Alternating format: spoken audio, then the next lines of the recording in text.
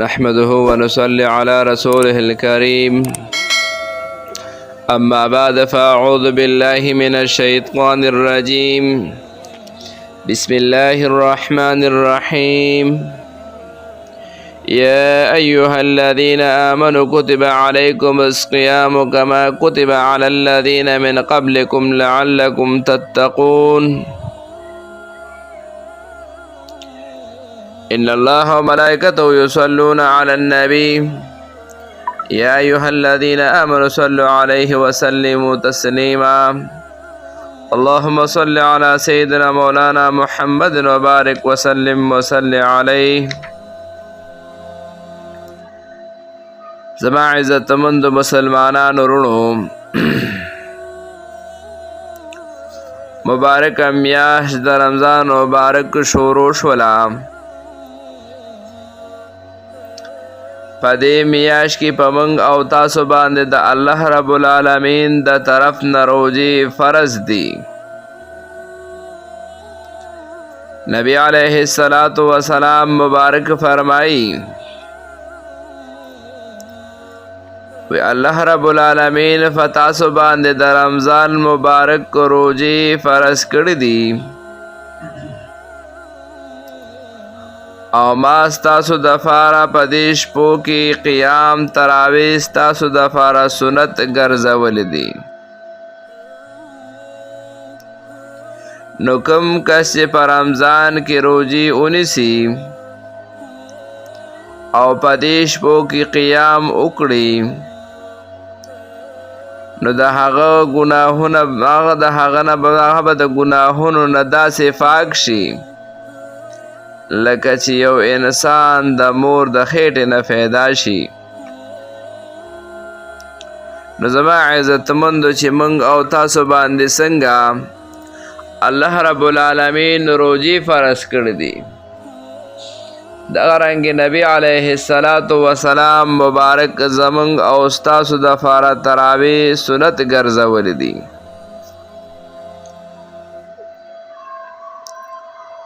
اوس تراویح آیا په سړو باندې فرض دي؟ صرف په سړو باندې فرض دي او که نه په زنانو باندې هم فرض دي.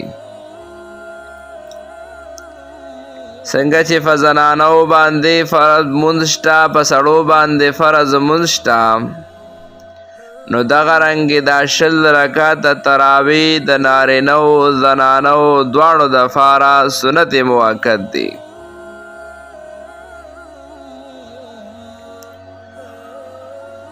سنت موقت یو انسان ته دا پته نه وي چې سنت موقت څه ته ویل کېږي. نو زما عزتمندو موږ او تاسو چې کله د سحر فرض مونځ کوو د هغې نه مخکې 2 رکعته سنت کوو، د ماسپښین مونځ کوو د هغې نه مخکې 4 رکعته سنت او 2 رکعته سنت کوو. دغه رنګې د ماښام د مونځ نه بعد د فرضو نه بعد د ماښام چې فرض وکړو د هغې نه بعد 2 رکعته سنت، دغه رنګې د ماسخوتن فرضو نه بعد 2 رکعته سنت. څنګه چې انسان باندې دغه سنت پکار دي، دا لازم دي، دې ته سنت موقت ویل کېږي. اوس که یو انسان دغه فریدي په دې به ګناهګاریږي، کوي کې نو غاړه به اخلاص شي. نو دغه رنګې زما عزتمندو تراویح هم سنت موقت دي. نو دا تراویح د نارینو زنانو دواړو دپاره 20 رکعته تراویح سنت موقت دي. خو بعضې خلک په دې غلط فهمۍ کې پراته وي چې تراویح صرف 8 رکعته دي او د نبی علیه الصلاة والسلام مبارک نه 20 رکعته ثابت نه دي.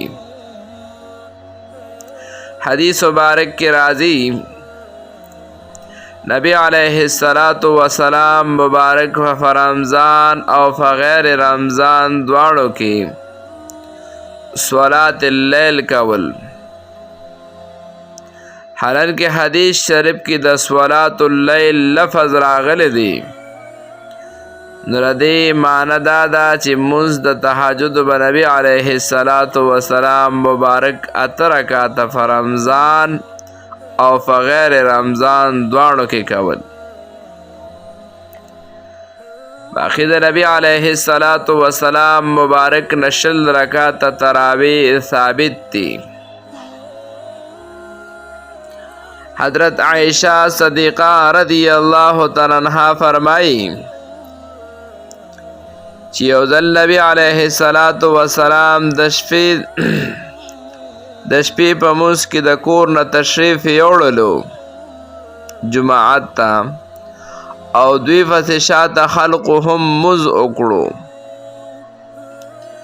کله چې سبا شو نو خلقو د شپې د مونځ خپلو کې تذکره کوله. په دویمه شپه باندې نبی علیه السلام مبارک بیا لاړلو. نو تعداد د لومبنۍ شپې نه ډېر زیات و.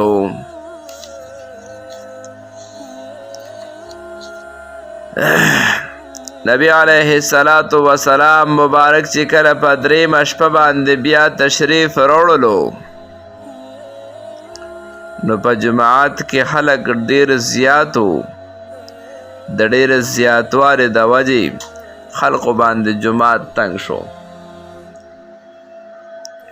په څلورمه شپه باندې نبی علیه السلام مبارک د کور نه راونوتلو. کله چې د سحر لمونځ د نبی علیه السلام مبارک تشریف راوړلو او چې کله د لمونځ نه فارغ شلو نو اصحاب کرام رضی اللہ تعالی عنہ اجمعین ته مخاطب شو او د الله رب العالمین حمد او ثنا ویلا او د هغې نه بعد نبی علیه السلام خلکو ته وفرمایل چې تاسو دومره په شوق سره راغلي چې ماته د دې خبرې یره وشوه چې چرته دا لمونځ په تاسو باندې فرض نشي او تاسو د دې د ادا کولو نه عاجزه شئ. نبی علیه السلام مبارک دغه خبرې وکړلې. بیا د هغې نه بعد نبی علیه السلام مبارک د دنیا نه تشریف یوړلو.